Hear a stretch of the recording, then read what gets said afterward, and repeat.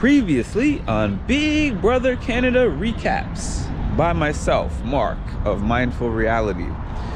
So last time I was talking to y'all was when we were going through Lettergate, where Zach and Ty were trying to get Hope eliminated from the game on a Hail Mary play, which basically just means they knew Zach was about to go home, so they were like, let's try to get Hope disqualified from the game. There was all these fireworks surrounding that, but at the end, BBCAN decided that they were not going to disqualify Hope from the game because the letter that he got from home from his girlfriend had nothing to do with gameplay. So they just took away his vote that week and said that he can't play in the HOH tournament the following week. The HOH tournament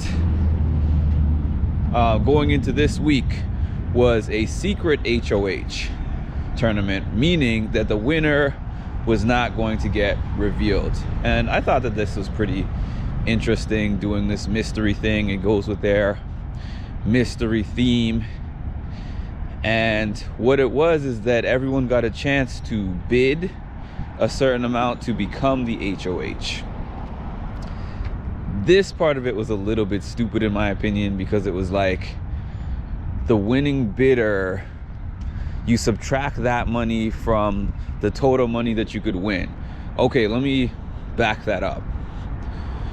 There's $50,000 available to bid, and if all the house guests end up bidding less than 50K, then the extra money would get added onto their 100K potential prize winnings. And you know somebody's gonna make that 50K bid. So even though not everybody made that bid, you knew somebody was gonna make that bid, so you knew that 50K was not about to get added or anything was gonna get added onto this pot. And you'd have to see the episode to know what I'm talking about.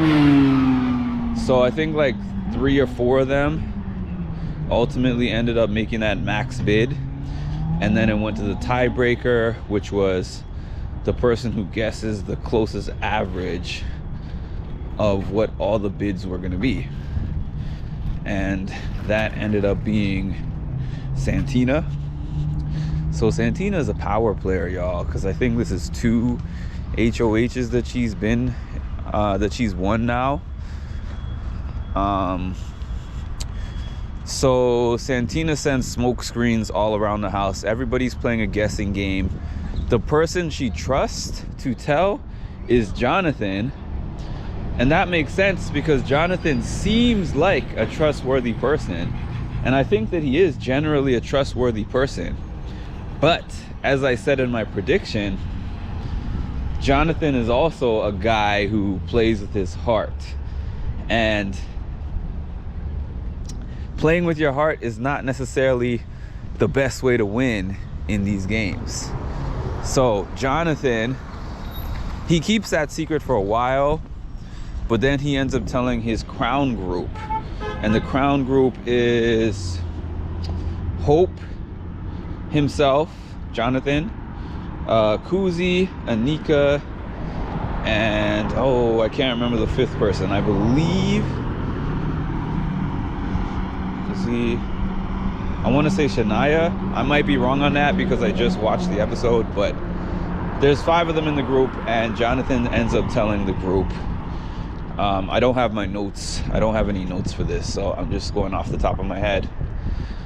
And telling them kind of indirectly or maybe unintentionally kind of screws Santina's game, because Santina was around lying to everybody. People were pinning it on Renee, and now there's a group of 4 other people, including Jonathan, that all know for sure that Santina is the HOH, the secret HOH, and will undoubtedly at some point in time use this information later. Because I know if I ended up getting nominated or something and I needed a Hail Mary for myself, I would definitely use that information against Santina. Even though I don't think Jonathan is thinking of it that way, that's just the game of Big Brother, people. So we're turning around because I'm heading back home. My break is short. So we get into also a secret power of veto. And the power of veto is like an escape room type thing. Daniel ends up winning. So Daniel's trying to figure out how to leverage it for himself. He tells his group, he tells his crown group, but he doesn't tell the whole crown group. He starts off by just telling Kuzi and Anika, and I think Shania. I want to say Shania's in that group, but I can't remember correctly.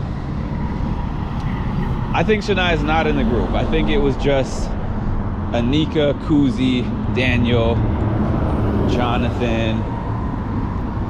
I think she is in the group. I don't know, y'all. I'm gonna end up watching this back and being like, why couldn't I remember that? I think Shania's in the group. But basically he tells the ladies from the crowd before he tells the guys. So they formulate what they're gonna do, and then they end up telling Jonathan and Hope later, because it seems like Jonathan and Hope are kind of more on the outskirts. Hope does not want Ty to come off the block. Hope says, if you already know what happens when you touch fire, why are we gonna touch it again? And I've already touched Jonathan, so oh man, that was a real funky play on words, a funky unintentional play on words. But yeah, so ultimately Daniel decides to tell Ty, like, hey Ty, I'm the HOH, who would you want to target if I take you off the block? He says Renee. So Ty gets taken off with the secret HOH by Daniel, and Santina chooses Ty's girl to go up on the block instead. And that was a surprise to me. It probably wouldn't have been a surprise to me, quite honestly, if there were live feeds available. And I will say that once per episode, once per recap. Why don't we have live feeds? But we would have known that she was going to go on the block if we had seen the live feeds. But for intrigue purposes, I didn't know. So now she's on the block next to Dan, and my assumption is that everyone considers Dan the much bigger threat.